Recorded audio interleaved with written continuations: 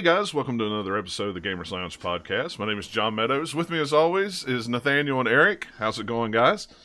It's going. Robert is not with us. Probably not going to be for a while. I don't know if we mentioned the last show, but he is in the process of moving to far, far away anyway. So It will take him some time before he's back on the show. Yeah, that's where he's going. I don't know if it'd be Neverland. A lot of people call it Paradise, I guess. I don't know. I mean, it's fine. It's fine. Yep. But at any rate, so it's just going to be us three for a while. So that's fine. That's fine. It'll be like the old days.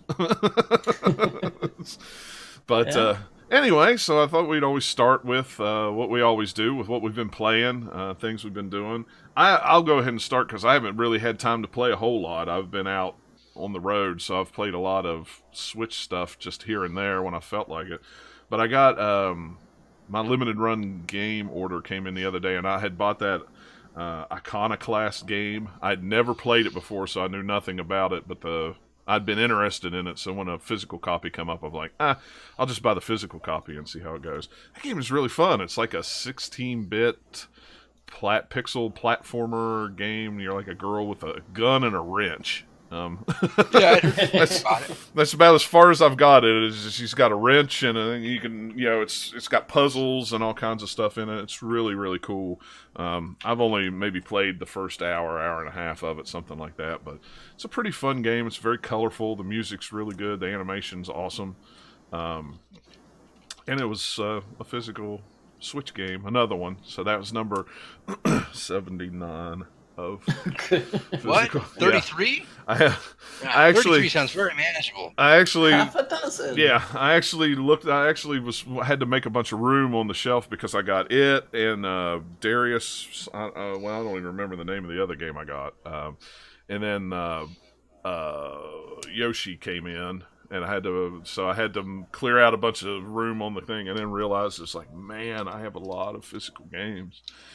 And what's funny is I have exactly 79 physical and 79 digital. So that's when you need to stop, right? Is when you have the exact same number of each. Isn't that where you call it good and say I've achieved a life goal? I mean, I guess for Switch games, you could really condense the shelf space if you just took all the cards out of the cases. Oh yeah, you really could just stack them up on stuff. Then you're just sitting there just thumbing through. Well, put them in like a binder thing or something. But yeah. Well, yeah, I guess you could get those little coin, the little binders that you get for your coin collection, and get the little pockets for those. Yeah, that'd be all right. Yeah.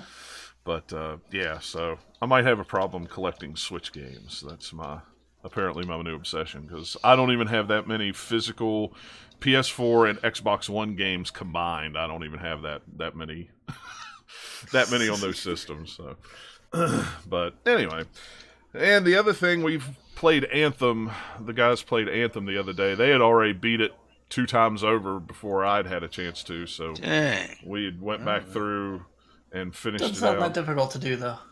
Yeah, well, I mean, I couldn't ask him to sit and wait around on me because it was at least 3 weeks before I was able to play again. So, I like Anthem. The story mode was about your typical 4 or 5 hour story, like most of your. I mean, Ludo. That's what happens games. When you have a game that only was made in about a year, really. Yeah, and that's the thing. It's like, I finished it, and then it's run the same missions over and over again with some new missions kind of sprinkled in, and run them on harder modes until you get to, let's see, I think there's Grandmaster 1 and then Grandmaster 2 is the above hard, whatever you want to call that. I guess it would be Insane or whatever it was called on Destiny. I don't even remember what the highest one on Destiny was now. It's been so long since I played it.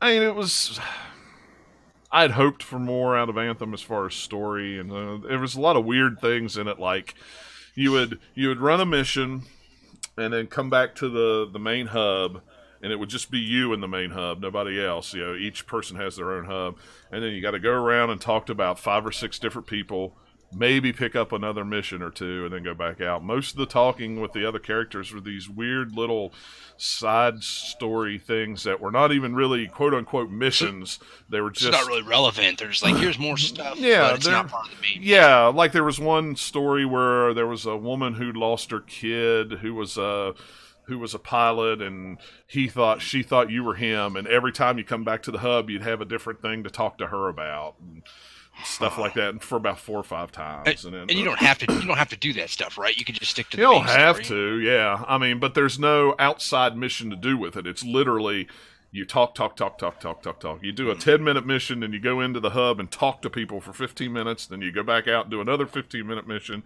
And when you come back, there's the next progression of the talking story. I don't know. It was kind of strange. The stories were all kind of like didn't have anything to do with really anything, and I can just imagine you playing, being like, I don't really care, and how does that have to do with the game? I just want to go shoot stuff. Yeah, I don't know. It's like we dropped back in, and they were like, okay, how many people you got to talk to? 7. And then I'd walk around the map and talk to everybody.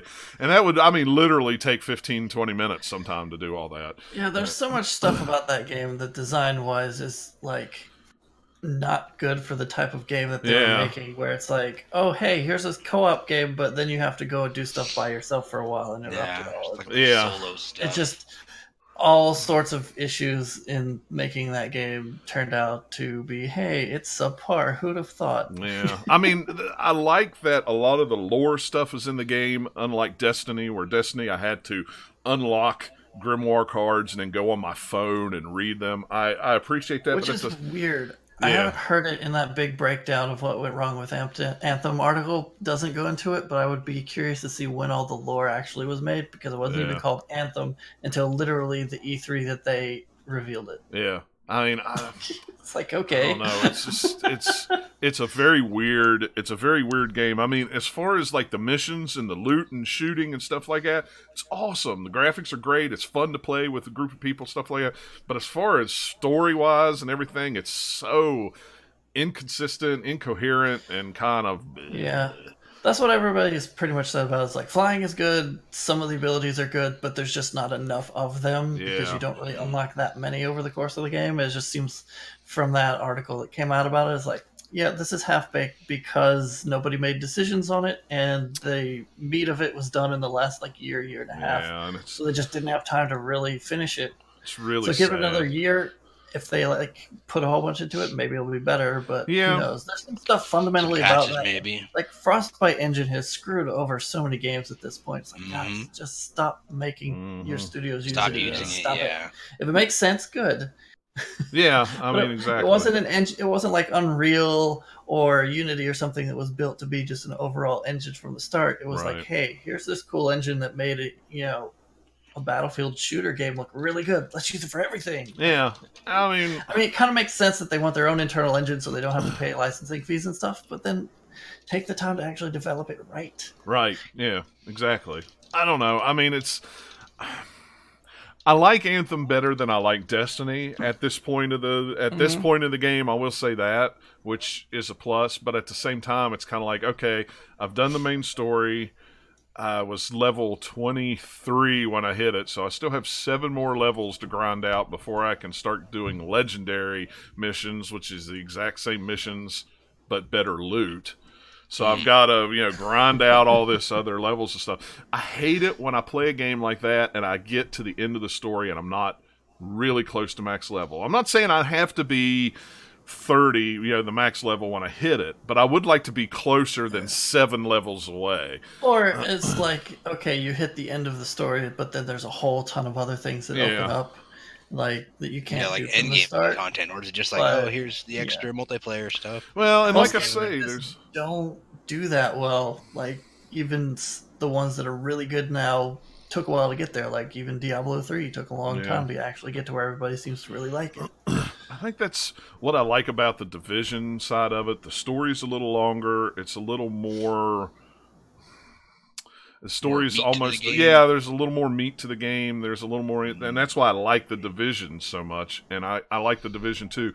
I just haven't had time to play the Division 2 yet. I'm only level 3. And, I told we're going to play tomorrow. all of us, and I was like, "So did you?" I asked my buddy, said, "So did you go get the Division?" No, I didn't. I didn't go get the Division. Shadows Die Twice was on sale. I'm like, well, then I'm moving on in the Division because I'm not going to wait any longer. I've waited.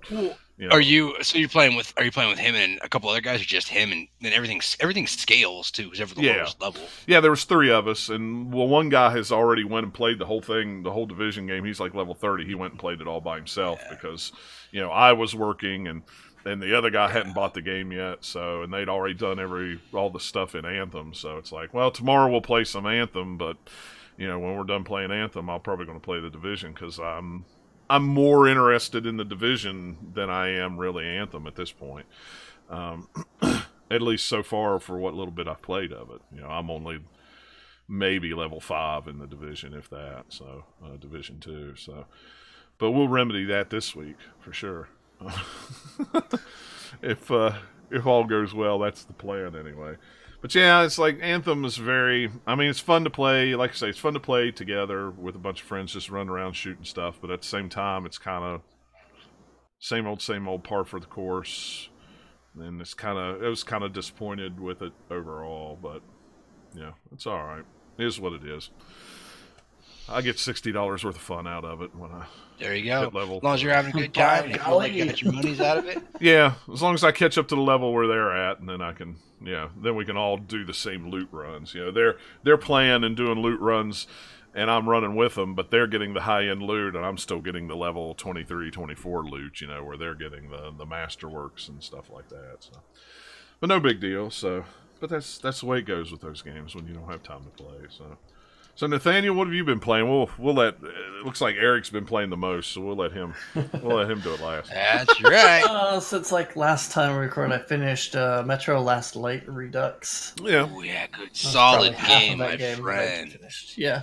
I need to go back and finish the first one in the Redux collection. Well, I just played because my Xbox came with all of them, so I played the first one. Then went right into Last Light, and then I played a bunch of Exodus now as well. And the progression is interesting because the first game seems like, okay, this is an interesting one that because of the smaller team that made it, it's really good, but is still pretty janky. Second one, a lot like the first, but they made a bunch of improvements on it.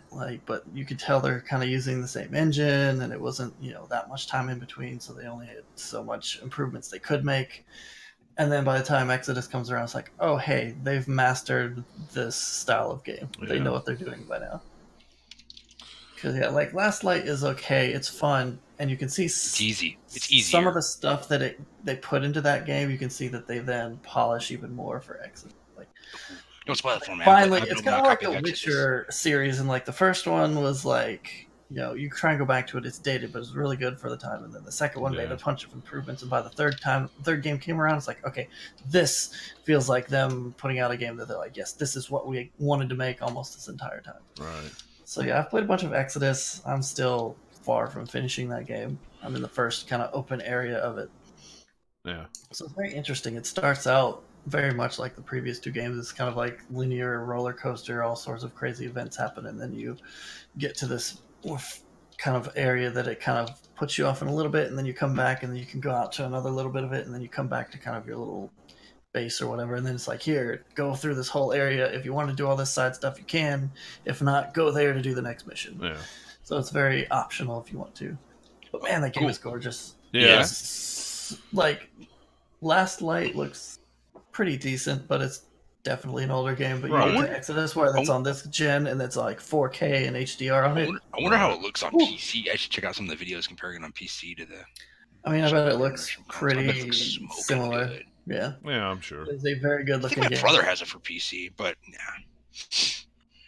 So yeah, it's got some fun stuff where you go into like bunkers or whatever. So it's you have different little submissions or side missions that take you through a little area, and so it's not like an open world like you would think of an Assassin's Creed or a Division or anything like that, but it does have some open area that's kind of fun to explore. Got some really cool characters. This game is high five simulator to start out with almost. Oh. There's so many or that and first person hugs is hey, we're gonna try and get as much interaction with the first person camera that we can. Yeah. And it's like games used to try to do that some, and it was very gimmicky, but it feels pretty good in this game. Yeah. So I got a couple. Good job. High five the kid. I heard that they don't have to depend as much on the economy in the game, like the bullet economy. They kind of like got rid of that a little bit. It's very different. So the first 2 Metro games, you had kind of like John, you played the first one, right? Or last? Yeah, I've played the first one. Okay.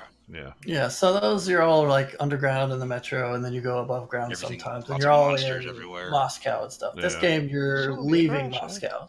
Mm-hmm. But for the economy in the first 2 games, you had kind of like ammo that you could scrounge, and then you could buy ammo using like bullets. Yeah. That were like military grade or whatever. Yeah, high quality stuff, or you could like spend it. Load them into your guns and use that, and it caused more damage. So it was a trade-off. Yeah, do you want to use it to buy, or do you want to use it to kill monsters easy?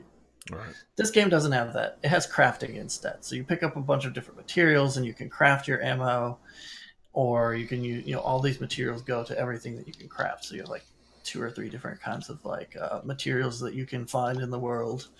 And then you use it to like, oh crap, I need more of this ammo, or I need some backpacks, or I need this or that. So that's how they kind of restrict it, in that you can't just craft everything that you possibly could want because you don't have enough materials for it. Right, makes sense. At least early on. But yeah, it still has the cool weapons. I've got like the weapon upgrades. Yeah, the pump stuff. Like pneumatic weapons. It's kind of like a sniper rifle. How's the scary element? Because remember in like Last Light, it's all about like being alone, and there's nasty creatures, and you feel isolated. That was one of the only games I've ever played where I'm like, oh man, the game does a really good job making you feel alone in this crummy, this is definitely still a Metro game. World.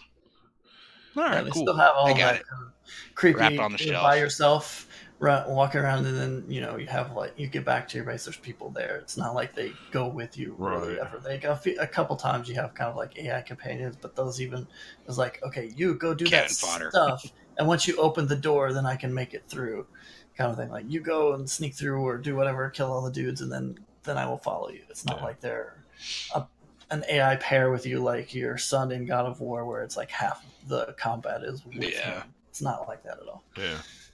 That's cool. I always liked that series. Really, really good. I don't know why I didn't play the second one. Who knows? Probably when something else came out that took my attention. Last Light was not as good as what you would have hoped. Yeah. I don't know. And I never played 2033. It feels dated because I didn't play it back when it came out, I think. Well, it was still fun, but I don't want to play it again. Whereas, like, already partway into Exodus, I can see playing through it again just to do different stuff because it plays really well. Right. It feels a lot more like a AAA polished game now than the other ones feel a lot more like it still has some of that weird, quirky jankiness to it. Yeah. That's just not quite got the same level of polish as most, big titles. But this one definitely has that. It's like polished to the nines. It's really, really good. Yeah, I'll pick it up at some point. Either that, or maybe it'll come to Game Pass at some point. That's what the other 2 did. It's where I played the other ones. The first one I was on Game Pass, so it's like the second one's on there too. So it's like I'll play it at some point. So I think for me, I remember it was really cheap on PlayStation Plus. As a deal, you could get Last Light and you get Redux for like $10. I'm like, you know what?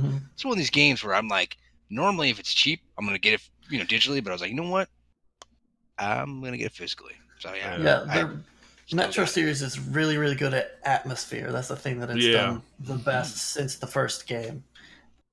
And they really take like the novels that they're based on and kind of take that as the setting and just like go wild with it. Run with it. We're going to put you in this space. And Exodus is no exception for that. It's just like way more polished than the first 2 games. Because it's a current game now that they can do a lot more with it. Right. Throw a lot more horsepower and everything. Yeah. Put that extra little sheen of polish on it there with the 4K. It looks pretty. So. Yeah, like with the HDR on my TV with it, when you're going kind of like dark cave or dark tunnels or whatever, and then you have like glowing mushrooms and other things, it's just like, it looks really cool. The lighting's really good in the game. Makes it look very pretty. Yeah, that's cool. I could see that one be a very, very cool one to play in 4K. Just with the whole atmosphere of it anyway. So, yeah, makes sense. Yeah. The other game that I've played the most since we recorded last is Sekiro Shadows Die Twice. Yeah. So, that game is so good. It's also really hard. Yeah. Well, sort of hard. I do poorly with those kind of games. It depends. I just can't. I'll just get angry. punishing myself. And that's why I haven't picked it up. I enjoy watching streamers play it, but yeah. Very, very, very different to Dark Souls, and yet has some, or Bloodborne, any of those. Yet it still has some of that DNA still in there, where it feels like a From Software game, but it's them doing something different. So the biggest difference is the combat system. There's no stamina in this game whatsoever. Yeah. Unlike all those games before, it's like, hey, that's how they restrict you, basically, is like the stamina bar. This is different. You have kind of like your attack buttons, but you're trying to break a stance. So everybody has a stance, and it's a different bar even for you that shows up that's separate from health. Yeah. So once you break it, you get a death blow on somebody. So there's different ways to do that. So if you just start wailing on somebody, it'll slowly eke their stance away to where they're kind of like stunned or whatever, and then you can take them out. Or if you catch them unawares, you get a death blow because it's like stealth attack. But you can also have like a parry button / block. So if you time it right and you hit it and deflect something, that really hurts their stance. And then there's other skills that you unlock that really hurt stance things.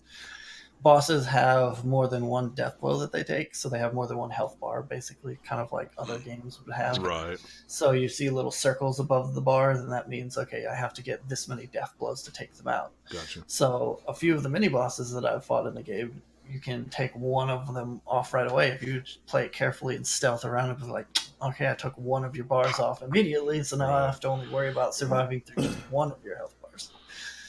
The combat system is so good. It's very, very deep. You can tell that is the thing that they care the most about. Is we want to do something different with the combat, but we still want it to be very, very deep. Even though you're only going to technically have your one sword with you, you're going to have lots of different abilities, and then your arm, because you have your arm gets severed at the very beginning of the game, and you get this like Shinobi prosthetic thing where it's basically like, hey, it's a cool magic hand that you can slot different gadgets into. Magic Shinobi hand. Yeah, pretty much. Wait a minute, let me write that down. Showtime. A gun. Carry on. So far, I've gotten, and they've seen some of these in trailers. I've gotten like a big axe. I've gotten a flamethrower. I've got throwing stars. I've got let's see, what is it?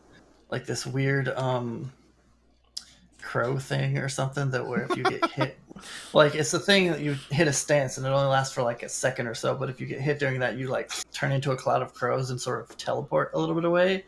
That one was really cool. And that was like off the beaten path. That was, if I didn't find this secret area, I never would have had that. Yeah. They're called a murder. A bunch of crows is called a murder. Except I'm avoiding getting murdered. That's all I can think of is Homer with these crows. Get those crows out of here. I haven't beat any of the full bosses yet. I've found 2 of them.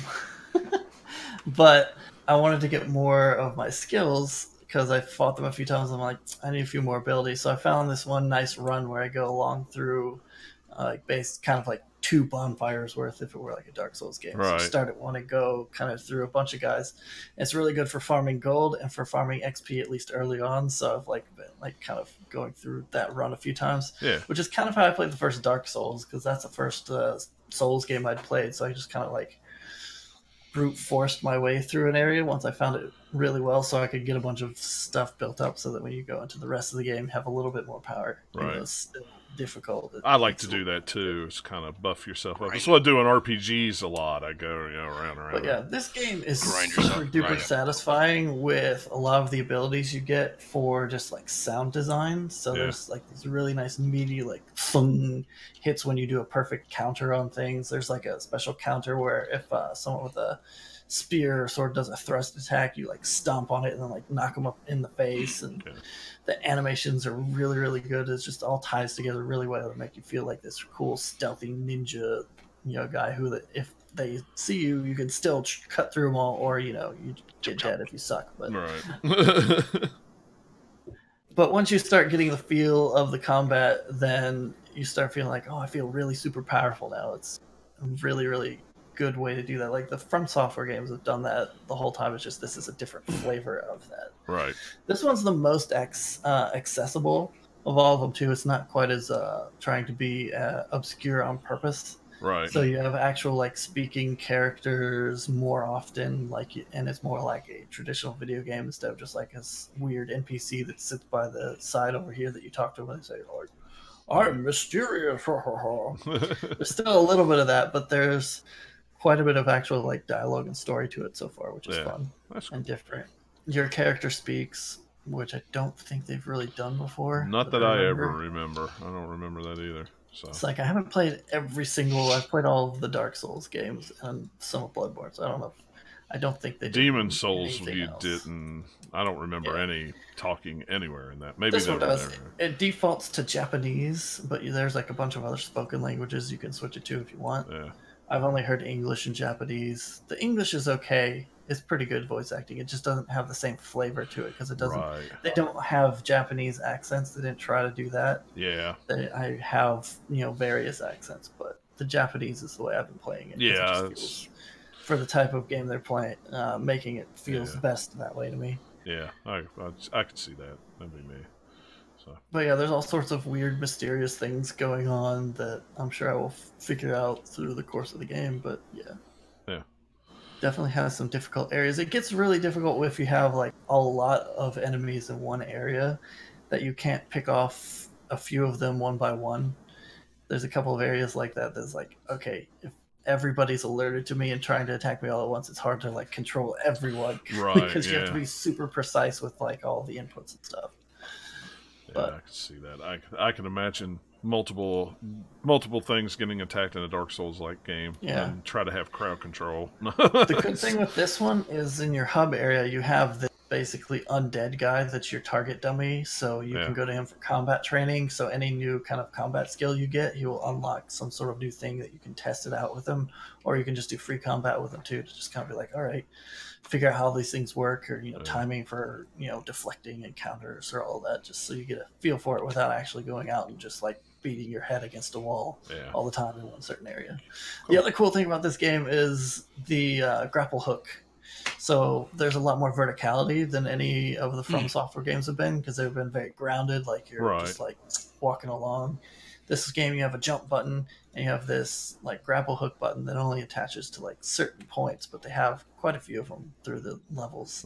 So you can like zip up to a roof or a tree branch or whatever and use that to kind of platform to areas. A jump button alone in a game, that's a huge step right there. Yeah, if you're going to use the jump button in the middle of combat, though, make sure to unlock the skill of you can do deflections in midair, because otherwise they just like chop your feet out from under you and you're like, it didn't work as well as I'd hoped. But you're in generally, for most of the just enemies you run across, you're more mobile than they are. Yeah. Because at the very least you can like sling around with your grapple hook if you need to kind of get out of trouble. Yeah. That's cool. It's on my list of games that I'm going to buy at some point this year. Yeah, I mean, even if you didn't like the Dark Souls or Bloodborne, any of those, it'd be worth trying out just to see if this combat hooks you more, because it's completely different. And I like the Dark Souls games for what they were. It's just, it was very, at that, it's hard for me to get into a game that beats me over the head when all I want to do is get from point A to point B and then go, yes, I finished it. That story was awesome. Let me move on to the next one.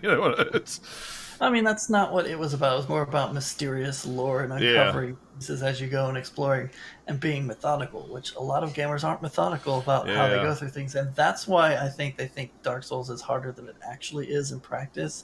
Because if you take it at the right pace and you're not just like running into every room like an idiot, thinking you can take on everyone, if you like take your time to actually look to find where enemies are, and then you learn, okay, as I've gone through this area, I know there's a guy over here, there. And you're not trying to aggro like 15 guys at once. It's a lot less hard that way. Suddenly, it's weird. Yeah, it's funny how that definitely has a lot of difficulty to it, but they're good at From Software is good at making games that rewards people for like learning the ins and outs of the game and playing it. Yeah. And not just, like, oh, I could just like plod my way through. It's different than like a AAA game that wants everyone to be able to play and get to the end. This one's like, no, we want you to actually engage with the game and learn it, and not just be like, oh, I could just mash some buttons. Yeah, and that's a big thing now. A lot of people don't do that. They have what I call the Call of Duty mentality. They run and gun. They come in. They just plow out everything, and then they move on to the next one. Pew, pew, pew, yeah, it's a different kind of game. If you get into it, then people really, you're probably going to really like it. If you don't get into it, that's fine too. Yeah. Every game isn't for everyone, right? So that's all I've been playing. All right. You've been busy. What have I been playing? Oh man, I got a long list. What do we want to start with? Let's start with the barcade stuff. So a couple weeks ago, they opened a new barcade in my town, first in our area. I've been to several in Portland and Seattle. A pretty small place. There with a friend. It's mostly classic stuff, things from like the mid '90s back. I played Sunset Riders. Great game. I play, and if you're gonna play, you got arcade or Super Nintendo. Don't waste your time with the Genesis version. No, the Genesis version is not that great. It's all right. It's okay, but it's better than nothing. Sounds good. I played WrestleFest, which I have never played. I played WrestleMania, the arcade game that has like WrestleMania has like Doink and stuff like that. WrestleFest, the sprites are a little bit bigger and the controls are a little more complicated. And there's several different kinds you can play. Like you can tag match, you and a buddy. 1 versus 1, both of you versus the computer. Yeah. So, I remember that game. It's interesting too. We also played Simpsons was there. Saw Teenage Mutant Ninja Turtles. Rush. I wanted to play NBA Jam, but it was pretty popular. A couple pinball machines, track and field, Donkey Kong, Pac-Man. Track and field I'd never seen the arcade machine, so that was kind of cool. Deadpool. It was Deadpool pinball and one other modern pinball machine. They had Mortal Kombat 2 and 3, Street Fighter 2, and Street Fighter, one of the alphas. Yeah. I played a little bit of Mortal Kombat 2 and wailed on my friend because, he couldn't remember anything. I still remember a few things. So, but other than that, it wasn't too bad. It was fun. Like I said, pretty small place, but it was cool to check that out. Yeah, a lot of the barcades are a little smaller. Yeah. Especially one starting out. There's a couple in Raleigh, but I haven't been able. The past couple times that I've been in Raleigh, I haven't been good nights to go. When we were there for Robert's wedding, it was like Saturday night. It was kind of like, I want to go. It's going to be packed. They had the Terminator 2 arcade game too with the one with the guns. I was like, ooh, that brings me. I remember that one. Yeah. Simpsons, Sunset Rider. I had to wait a little bit for Sunset Riders, and Simpsons and Turtles was never open, and neither was X-Men the arcade game. Yeah, it was an X-Men the arcade 4-cab, not a 8. Yeah, because the 4-player arcade games are usually the most popular ones, especially in a place like that. Simpsons is a quarter muncher. That game, and X-Men as well. Yeah, take your money. Been playing some PS4. Been playing lots of Division 2. I think I'm level 23, 24. Played a few times with a couple of my friends, so we're doing good. Game scales down when we play together, so that's pretty cool. Like we talked about it. I found a guide online for finding a bunch of hidden secrets. I was like, oh crap, I wish I would have seen this like a week ago, but I'm gonna go back and try to dig up some stuff. There's like these little hotels you can find loot, and the guys you can fight with the mass, get the rare mass, but you really need a party to handle that. Yeah. I guess there's 1 or 2 you can do yourself. You're level 30, but everybody else you need a full party pretty much because those guys are beastly. I think I've been dying less than in the first game, although recently I died a lot because I caught over my head in a few places. But yeah, just take it slow. One little bit I've played is sometimes I'll run around the corner and be like, "Whoops, I walked into something I shouldn't have." Or oops, my turret and my drone are out, and now I'm gonna take it. I prefer running around with like an assault rifle or a rifle, and then like a LMG. I have a shotgun too, but I hardly ever use it. Anything that carries more bullets has always LMG, been my theory. 100 round clip. All of those games. Does a good job. I do the same thing in Anthem. Whatever I've got that can carry the most ammo and throw the most bullets, rounds per second, that's what I carry. There you go. I like the way you think. Because more bullets will always win in the end. I've been playing some Battlefield 5 a little bit. Well, like level 5 or 6, but on PS4. But so far I like what I've played, usually with my friends. Yeah. The only thing I've been playing on the Switch is Salt and Sanctuary. It's a good game. Yep, it is. To do my review, but I'm not a big fan of games like Salt and Sanctuary, just because. I'll say it's like Dead Cells or Dark Souls, but I didn't do very well. Very much 2D Dark Souls. Yeah, I didn't play. I played it for a little bit several months ago, and I did really poorly. But when my wife was gone last week, and I fired it back up, beat the first 2 bosses, I was like, all right, got the hang of things. I kind of know how this goes, and I got stuck on the 3rd boss, or the third boss I encountered. But playing as a paladin, I seem to be doing okay. Just, pay attention. It's fun. I tried playing as the hunter class too, the one with the crossbow, and I did terrible. So paladin's probably better for me with the shield, but it's interesting. Defense. I think, yeah, and with dead cells, once you die, you're pretty much dead.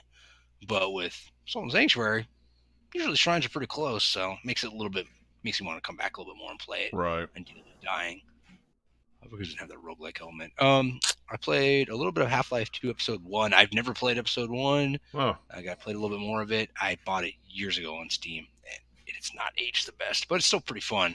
I figure I need to get back and finish those. Yeah. I like Episode 1, but did they ever come out? 2 is way better. Did they ever come out with anything like They Hunger for Half-Life 2? Nathaniel, I think you would probably know this. I don't know what They Hunger is. Oh, you don't? Oh, for Half-Life 1, it was a great single-player horror mod where battling zombies. I'll have to go poke around. It's possible. There are so many mods for Half-Life 2 at this point that there's probably I think something there is a couple of horror things. There's something that's like Silent Hill. I was going to try that and see what that's like.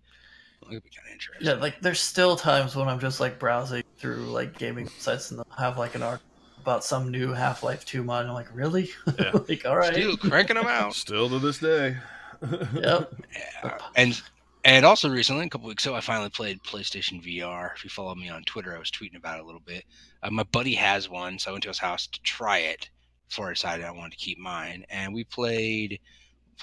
Well, he has a bunch of stuff, but he's like, well, we'll go with stuff that people like. He's like, so we started out with PSVR Worlds and the London Heist, and I remember looking down at my hands. I was like, oh, I can light the cigar and I can throw it across the room. And I was like, holy cow, look at my hands. I'm in. And that was, I've only played that for 10, 15 minutes, but then we played the Star Wars Battlefront X-Wing fight. That was really neat. That was really cool. And that didn't bother me at all. And then we played some Astrobot, which you're using the DualShock controller, and the VR headset just controls the camera. So it's really easy to play. Astrobot's, little friendly robot. It's cute. Platforming. Yeah, it's actually really, really designed really well, and the music's catchy, and he makes little weird, quirky robot noises. And then I played Rush to Blood as well. So that was pretty cool. That's just you're on a roller coaster going up and down in this amusement park, shooting stuff, kind of suspenseful, horrorish a little bit. But Horish? Okay. Horish. I see what kind of VR games Eric's been playing. Anyway. He has Resident Evil 7. He had Farpoint as well, which I might try next time. But he says Farpoint takes a half an hour to get into it.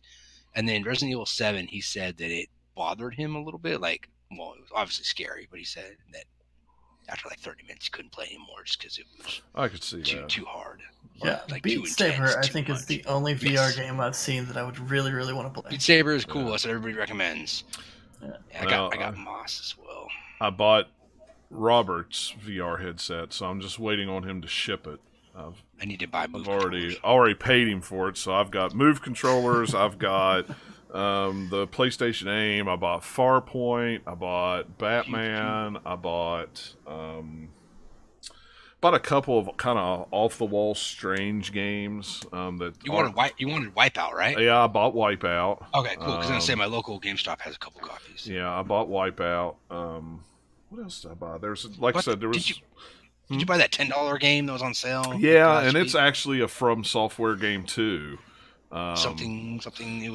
People really wanted it badly. Desiraya or something. I don't know. It was $10. It was on sale. I thought, you know what? For $10, all I know is you're a fairy in a schoolhouse with 6 kids. That's all I know anything about it. It is the most non-From Software game I've ever heard of. Everybody figured it was going to be Dark Souls or this and that. Nope, you're a fairy who's helping out 6 little kids in a schoolhouse or something. So I don't know. Interesting. Yeah, and then there's plenty. I mean, yeah. was it I forget the other one, the Invisible Hours or something like that. I thought that one would be kind of cool. It's like a murder mystery game, but it's not like anything that you're really doing. You're kind of following the people around. And yeah, Dexter put the name of it there in the. I have no idea how you pronounce it, but that's the name in the chat. But it's something like. I mean, I do have to say that I was pretty happy with PlayStation VR so far. It didn't make me sick. My friend has glasses, and he said the headset fits fine over his glasses, no issues. Yeah. The only thing that I've read with glasses is if you have the anti-glare stuff, it will sometimes mess with your eye tracking. That could cause a problem. So I don't know. We'll see. You bought PS3 Move controllers, right? You didn't buy the PS4 ones? I've found the version 2 used. So, which there's no difference in them other than the charging ports. That's the only difference. I thought there was on the main button on the controllers. I thought it was a little bit more raised on the PS4. There is a button. There is a small button above the X. Yeah, a bump above the X controller or the X button. That's it. I mean, the only reason I just happened to luck into them when I was in Pittsburgh. I just asked the guy at the GameStop I was at. I was like, "Hey, do you have any used ones?" And he brought them out, and they were both the version 2. And I just went, "I'll take them." I wasn't necessarily out searching for them. I just kind of lucked into finding them. So.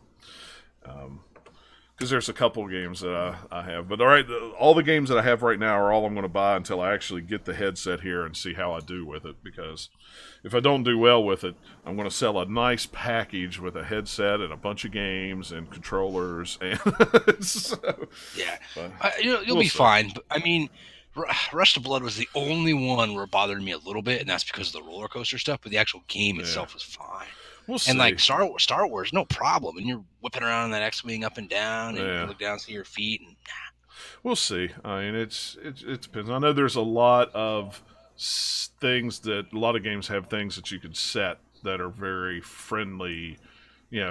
Like Wipeout, you could set it to where you move your head and you move your head around in the cockpit, or you can lock it and follow the track, which is kind of what, if you're motion sick, that's what you want. Sickness, that's what you want to do is follow the track. You don't want your head to be free while you're going 200 miles an hour and you just turn like this all of a sudden. Yeah. Gonna vomit. Yeah, so I don't know. Unless you really, really want that. Yeah, unless that's the kind of game you want, then more power to you. But. I personally don't. Vomited inside my VR headset. Yeah. But we'll see when it gets here. I figure he'll probably be mailing out this week, so I'm hoping to have it by the weekend so I can give it a shot before I go back to work. So, but that's it. That's all I've been playing. And I know fun stuff. I think Farpoint is. I want to say it's online co-op. I think. There's a couple. That's some sort of I can't remember. Well, no. I'm just saying it's online. I think it's online co-op. The other thing is there's several of the shooter games I'd like to get, but they're all like multiplayer. And I don't want to play VR games with people that I don't know. Fireteam Bravo and something. Oh, you got the Star Trek game, right? Yeah, I got the Star Trek game. My buddy recommends that. He says he really liked the modern ships you fly. He said the older ones are a little bit harder because nothing's labeled very well. Yeah. And he does multiplayer. He'll do with him and another friend have VR headsets and they'll play, and then their other buddies will play with just their controllers. Yeah. So you don't have to be all in VR. He says it's really cool though. Yeah, I thought that would be kind of neat. Just to, I'd heard good things about it. So plus it's Star Trek. I mean, why not have a VR bridge game? But I mean, Sony's doing a pretty good job of supporting the PSVR, and there's a lot of fun options. Yeah, and it's pretty much cheap too. I mean, that's the thing. Most of those games are short. A lot of those games, like some of those games I bought, are less than an hour. You can beat them.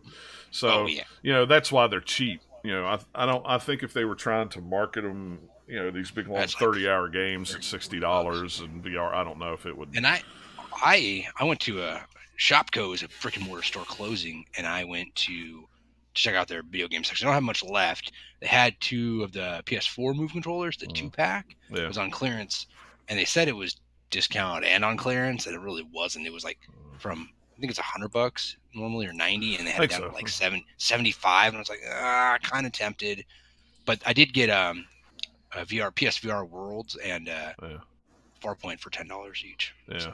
So Yeah, I bought like 3 of those games on sale for the buy 2 get 1 free. That's the only reason why I bought so many of them. Is like, oh, they're on sale and they're having a used game sale at GameStop. I'll get it. Well, save some money while I can. So there you go. Yep, that's what you have to do sometimes, especially since I don't know how well, like I said, I don't know how well I'm going to react to any of it. So it's like I'll get a nice little variety of games and kind of see how we go from there. And then I've got some that they've given me through PlayStation Plus. So it's like I've got that Riggs game and a couple other ones that I just blindly add to my account when I was going through. Plenty to try. I looked, and I didn't add some of those, but I did have some of the other ones that were free, so that's good. Yeah, I mean, so it's always nice to have free games to try out. There's demos of everything. I think there's 5 different demo collections to download, so it's not like there's nothing to play. So. Or at least try out. And I have Battlefront, so of course I downloaded the Star Wars demo to get ready for that with the VR. Best part of the game, right? Oh, I'm sure. Yeah, it probably is. You'll like it. It's not super long. It's like under 45 minutes, but you'll have a good time. Yeah, I figured so. All right, well, let's get into the news real quick. There's a couple stories of things that we really didn't get to talk about because we really haven't done a regular show for a while just because of schedules, and I was sick last weekend, so normally this recording should have been last weekend, but I was sick, so can't do it while I was sick. But anyway, so it's a good thing because, let's see, yesterday, Star Wars Jedi Fallen Order got a release date and a trailer. It's coming out November 15th. It'll be on Xbox One, PS4, and PC. The trailer looked nice. It's a single-player story. EA made sure to put out before they had the trailer out that is no microtransaction, single-player only, no multiplayer. I don't know when we've gotten to a point where EA has to sell us on a single-player game. I mean, that's what because of all the crap they tell you. No micro. They're like, and the first thing in 2 seconds, no microtransactions. Yeah, it's like wild. Whatever. No microtransactions, but 4 or 5 different versions to order from to get different pre-order stuff from 4 or 5 different people. I want more skins. I mean, but that's stupid the norm. Pre-order bonuses for every game. Yeah, not a whole lot revealed about the gameplay. Zero, pretty much. I mean, pretty much nothing other than it's going to be action based. I'm guessing it's a third-person game based on what they've described. Sort of fantasy game to be. I doubt it that would work first person. Yeah, I feel just from the trailer and what small little flash gameplay they had in there was 1 second I saw of gameplay footage in there. I get a I get a Force Awakens vibe, or not Force Awakens. Dang it! What was that game called on the 360? Force Unleashed. Force Unleashed. Okay. I get a Force Unleashed vibe from it, which I mean, it's okay. I like the Force Unleashed as much as anybody else. I didn't like the second one as much as I liked the first one. They're pretty short. They're fun though. I'm optimistic about the game. I'm not like, yes, I'm all in on this game. I must have it. It's going to be the greatest Star Wars game ever made, because I'm not putting as much weight in what's the names as most people are. Respawn? Respawn, thank you. Keep wanting to say Restream. That's not right. That's what we used to stream the podcast with. Different things. Yeah, different things. So, I don't know. I mean, there was one of the guys I follow on Twitter, as soon as the trailer came out, he's like, I'm all in. I'm like, I am in maybe to my knees.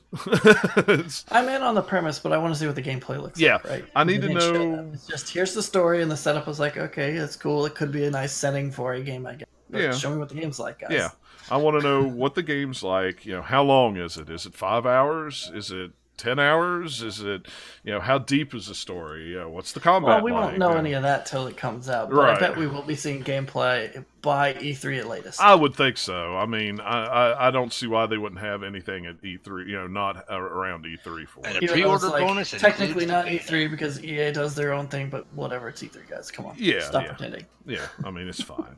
Whatever. I'll tune in to see it. It's like, I don't know. To me, I am hoping that it is very good. I want it to be very good. I'm not quite all in yet as some of the other people are. Well, I want it to be an amazing game that sells amazingly well, so that EA will be like, crap, maybe we shouldn't have discounted single player stuff so much, and oh wait, we made mistakes closing these studios and canceling these games in the past. Whoops. Well, and I'm also already... But they won't, because they're live service hungry. They want everything to have the live service potential, so they can get all that money. But... Yep. Well, and I'm also already tired of seeing the posts online of, well, people better put up or shut up with the Star Wars game with the single player stuff. What other? There's been tons of other single player games come out that it's not just. I don't know. It's look. The studio needs to put up or shut up with putting out a good game. Exactly. That's my thing. Like, whether it's a good game or not, like, we're not just going to go buy it because it's a Star Wars game. I'm sure there'll be plenty of people who know nothing about it, see it on the shelf and get it because it's Star Wars. Right. But... Yeah. I mean, I don't care if... I mean, great, it doesn't have multiplayer on it. But you know what? If it did have multiplayer on it, that's fine. It's not a... I don't care one way or the other. I just want it to be a good game. You can come out with all the selling points at all and say, it's even if it's only a 10-hour game, I'd still be interested. I'm fine with a 10-hour game. I think a 10-hour game is a good, you get a good story with it. It comes out of $40. Yeah, it comes out for $60. It's all in the level of quality, right? Yeah. Like really great quality 10-hour game is 50-hour game that's like mediocre. Right. Yeah, that just has a bunch of filler in the middle of it to get you to point A to point B. Or after 50 hours of playing it, you're like, ugh.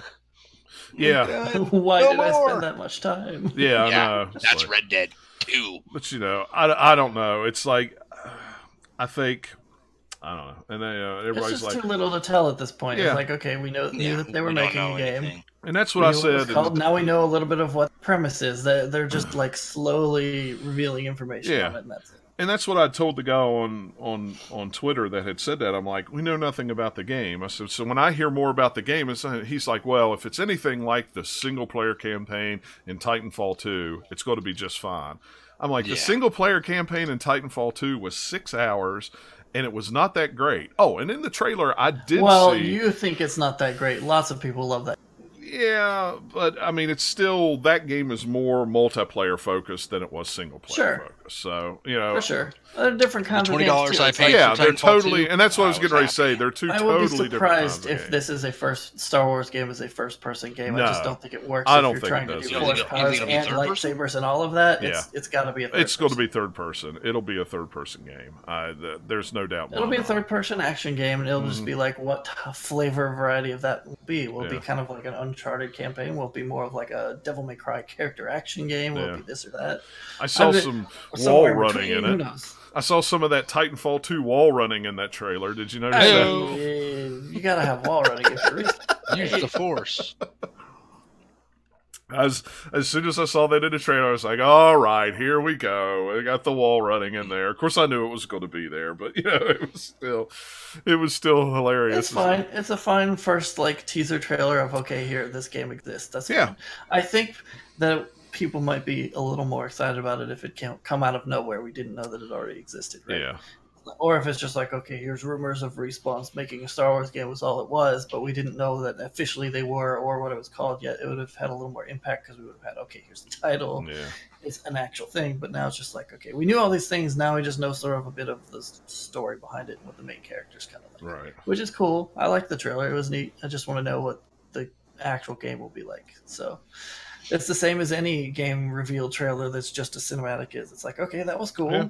And it looked pretty. What am I actually going to play? The trailer looked pretty. Of course, what did somebody say on Twitter that I've always said, yeah, the trailer looks pretty. So did the trailer for Battlefront 2. It's like, oh, well, he's not lying. I mean, to be fair, Battlefront 2 still looked good. Yeah. That's the best thing about it. Yeah.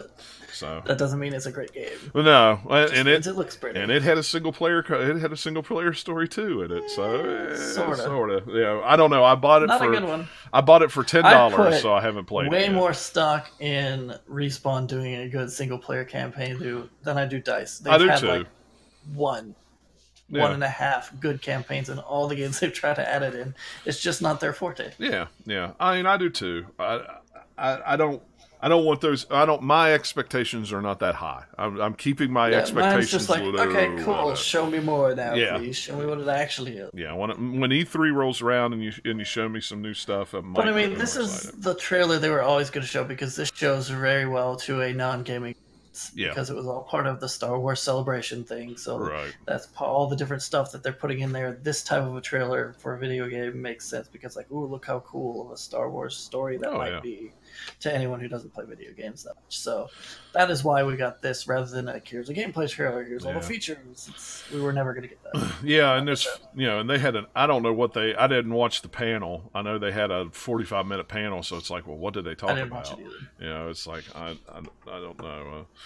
But let's see, what else? Microsoft has wireless display app that streams PC games to your Xbox One. I tried to get this thing to work, and I couldn't get it to work. I don't know. I didn't even know it existed until just now. So I was like, try it out. When I saw it, it's a wireless display app. You download it from the App Store onto your PC, and then you download it onto the Xbox, and you're supposed to be able to stream games. I cannot get them to communicate with each other. My PC will not find the Xbox, even though they're both wired on the same network going into the same hub. I don't know why.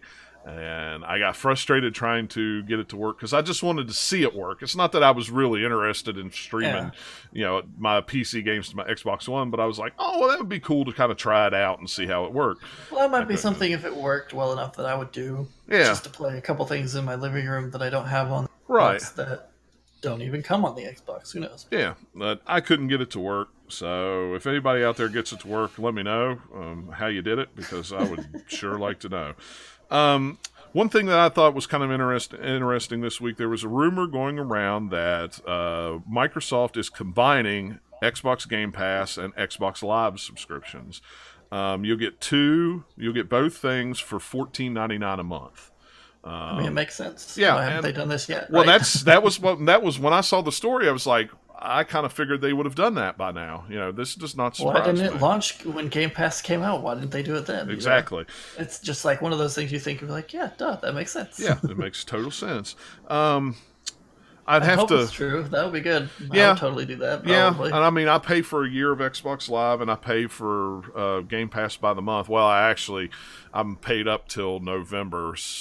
Amazon was running a buy 3 months, get 3 months free on the Game Pass over the weekend. So I picked up 6 months worth for $30. So it was like, well, that's way bit cheaper than what I'm paying $10 a month for. So let me just go ahead and do that. If they do this, when it comes time for my Xbox Live subscription to run out, which is about November too, so it would work out. If they would do this, I would probably switch to the monthly subscription rate for $15. Why not? I mean, that's a no-brainer. Yeah, it's a good deal. And it's like combine all of the stuff together for a little bit of a discount. Why not? Sure. Yeah.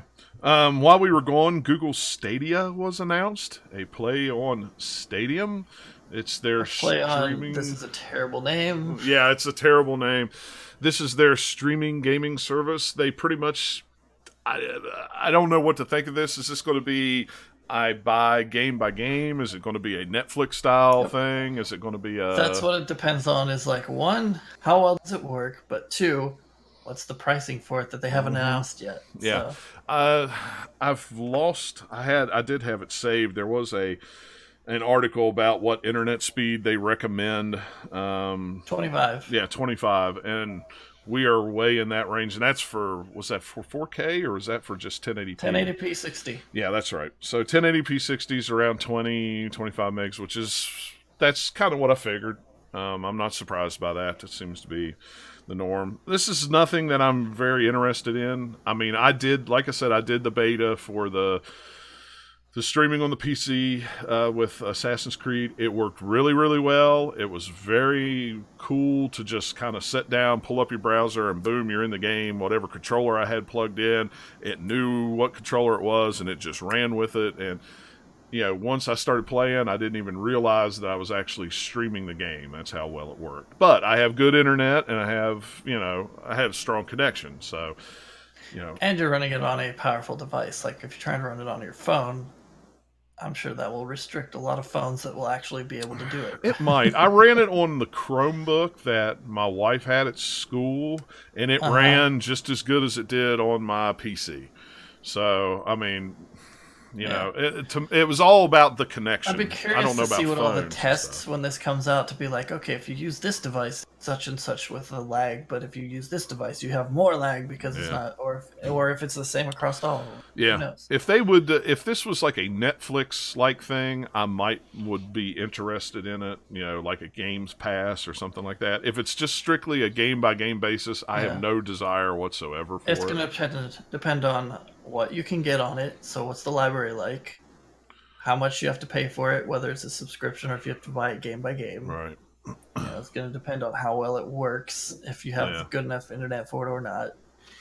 I see the potential there, like all these streaming things. If it worked for people, it would be something really good that a lot of people could get some use out of, especially if you're just like, I kind of want to get into games, but I don't want to buy all these consoles and stuff. Right. But I already have these things. I can stream it to my laptop or whatever.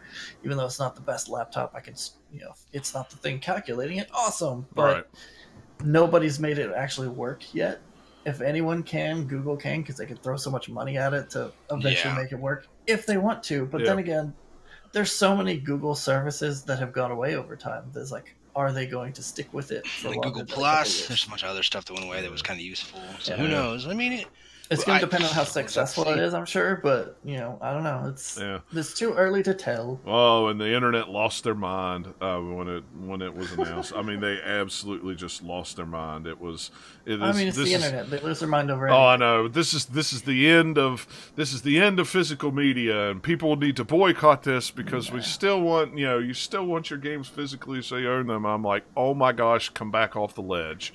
This is not for anybody who's kind of like really into games already. This is for general audiences. That's the crowd that Google is going for. They're going for a big wide audience of like, oh hey, here's all these cool things. I used to play games way back in the day, but I don't have the money or the care to get a new console. But sure, I'll pay for this Google service on my phone that I already have an Android phone. Might as well add this other Google thing and see how it works. And oh, this is neat. I'll keep paying for it, right?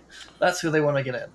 Yeah. They don't care about people who are already like, well, I want to buy the latest, greatest PlayStation or Xbox or Nintendo or whatever. That's not the crowd. Exactly. The controller was kind of unique. You know, you control everything. You know, it was almost like the controller was the set-top box, was kind of the impression that I got from it. It was kind of connected.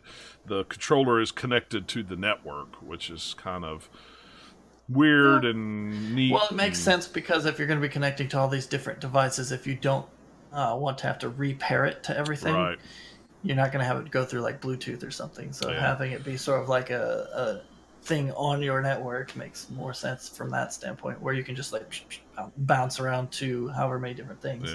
Now, who's going to be doing that anyway? You'll probably have your one or two things that you would ever play games on it, and then that's where you would use it. Unless you're like, oh, I'll play it on my phone while I'm traveling, but you can't, you know, use it on a plane. Probably it wouldn't be good enough. I would know.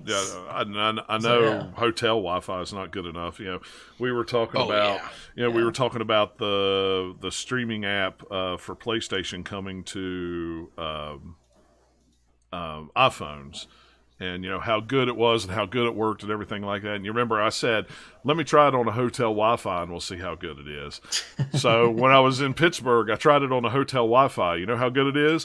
It didn't it turned on my system 400 miles away and then I couldn't turn it off. That's how good it was. I mean, it literally turned the system on and went, nope, the connection isn't good enough, and disconnected. And I could not reconnect to turn my system on, or turn my system back off. So, you know. We'll see. We'll see how it goes. Like I say, it's a neat idea for, like you said, people who want to play games but don't want to invest in a high-end PC or, you know, a bunch of gaming consoles and buying discs and stuff like that, especially if it's a Netflix style thing. So I don't know though. We'll see. Halo Master Chief Collection is coming to PC and Steam, so all you guys who have not yet played any of the Halo games can actually play them on PC. Or like me, who's played a couple of them but haven't played all of them. Sure. Yeah, absolutely. Master Chief Collection is an awesome collection because it's literally a little bit of everything. Come on, if it's like $20, it's an awesome collection that is good now. That wasn't so great when it first came out because it had so many bugs and issues. Yeah, it's $30 is how much it's going to be. It's $29.99. Even if, like for me, I would get it just to play through the campaigns. I wouldn't care about the multiplayer. No, I never cared. The campaigns are definitely worth it. I don't remember. Did we play? I think we played 4. I know we played 1 through 3 and Reach. I can't remember if we played 4 or not. I don't know. It's been a while, but they're definitely for $30. It's definitely worth it to play through the campaign. The campaigns are great, especially like I said, the first 3 are really, really good, and Reach is not bad either. So I think Reach is my favorite campaign of all the ones from the Bungie days. Yeah, all the ones from Bungie are good. That's the only ones I can say. I haven't. Like I said, I think we played 4, but I don't. If we did, I don't even remember. 4 is not Bungie anymore. Yeah, and that's what I say. I don't remember if we played it or not, so I'm guessing it must not have been as good as all the other ones, or I would have remembered us playing it. But yeah. So anyway, last story. Yakuza spinoff Judgment was pulled from sales in Japan after one of the actors in the game was arrested for possession of cocaine. Apparently in Japan, this is a very, very serious thing. This can derail your whole career. Yeah, if you're arrested for anything drugs over there, and you're somebody, an actor or a singer or something like that, they yank all your stuff off the shelves. I mean, stuff is gone. People can't buy it. And when this story was officially first run, it was everybody was kind of like, okay, so the Western release, how is this going to work out? Because Sega really didn't come out and say, well, since then they have said they have recast the actor, they have went back in the Western release and in the Japanese release and taken the old actor out, put the new actor in with all new voice work for that actor. So it will be out in the US if you're interested in that game. That must not be a very big part of the game then, if they are. Yeah, I don't think he was. I don't think he was like a huge character that was there at the start and there at the finish. I think he was just kind of like, I don't know because I haven't played the game or read a lot about it. So I think he was just kind of a character that was intertwined in the game, kind of halfway through. So it was very easy for them to yank him out and put him back in, which is good. That's good for them. They can do that, and it goes relatively quickly versus like, oh, hey, our main character. If it happened to that, then way more screwed. If it was the main character, then I would be super